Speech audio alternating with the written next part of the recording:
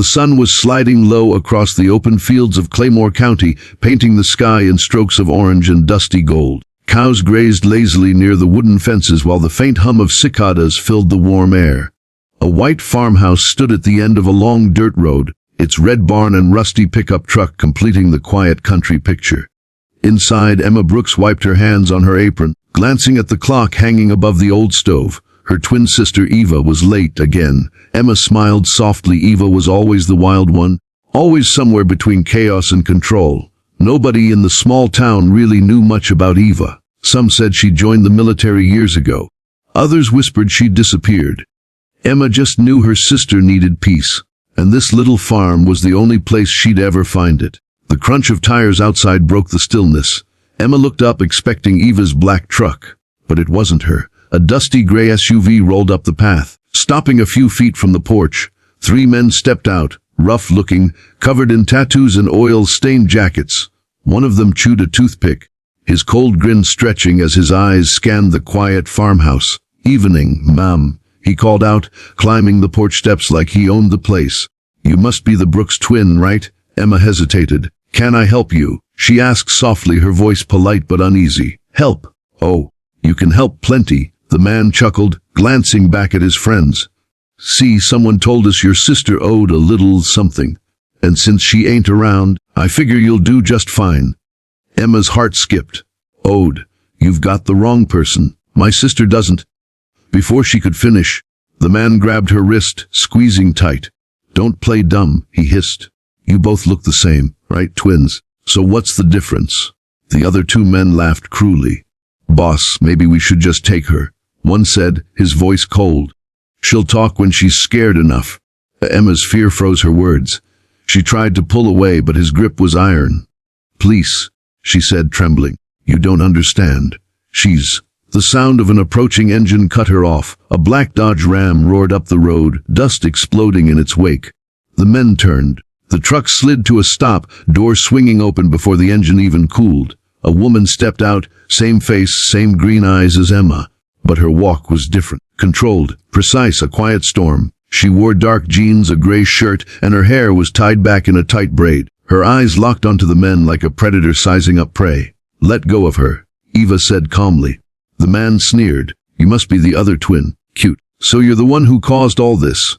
Eva stepped closer, boots crunching on gravel. "Last warning," he smirked. "Or what, sweetheart?" The next few seconds happened faster than anyone could process. Eva's hand shot out, twisting his wrist until the sound of bone popped through the air. His toothpick flew from his mouth as he screamed. She spun, drove her elbow into his jaw, and the man hit the porch floor before his friends even reached for their weapons. Emma gasped. "Eva!" Eva didn't look back. The other 2 men lunged, but she moved with frightening precision. One went down with a sharp kick to the knee, collapsing before she slammed him against the railing. The last one hesitated, panic flickering in his eyes. "Who are you?" he stammered. Eva stepped forward, her expression unreadable. "Someone you shouldn't have touched." He bolted. The sound of his boots faded down the dirt road. Eva stood there, chest rising and falling slowly, scanning the horizon like a soldier still in enemy territory. Emma's hands shook. "Eva, what was that? Who are these people?" Eva looked down at the man groaning on the porch, clutching his broken wrist. "People who thought they could come here and take what doesn't belong to them." Her voice had no tremor, no hesitation, but her eyes, they carried years of something deeper. Training loss. Shadows that didn't belong on a quiet farm. When the sheriff finally arrived, the men were gone. Their SUV was overturned in a ditch half a mile away, tires slashed, engine smoking. Eva had made sure of that. "Emma," Sheriff Dale said, looking confused as he surveyed the scene. "What in God's name happened here?" Emma looked at her sister. Eva stood by the barn door, hands in her pockets, staring into the sunset. "They came for me," Emma whispered. "But Eva, she handled it." The sheriff frowned. "Handled it? There's a man with a dislocated shoulder and a shattered wrist." Eva finally turned around. "Then maybe they'll think twice before coming back."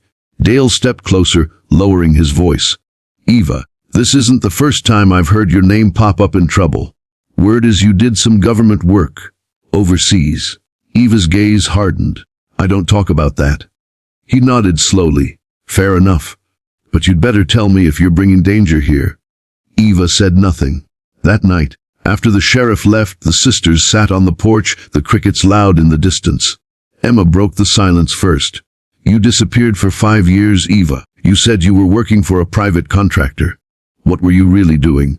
Eva stared at the stars, her jaw tight. "Protecting people who couldn't protect themselves." Emma frowned. "And now they're coming for you?" Eva's lips curled into a faint, tired smile. "No, they made a mistake. They came for you. For the first time." Emma noticed the faint scar running along Eva's forearm. A thin white line like a secret burned into her skin. She wondered how many more there were, hidden under her sister's calm surface. Later that night, when the wind howled against the farmhouse windows, Emma couldn't sleep.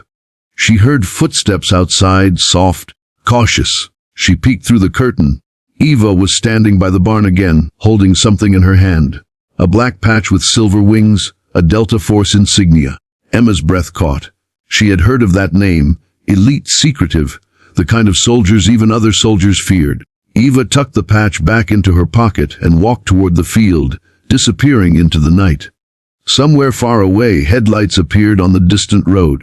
More vehicles. Eva stopped walking. Her eyes narrowed.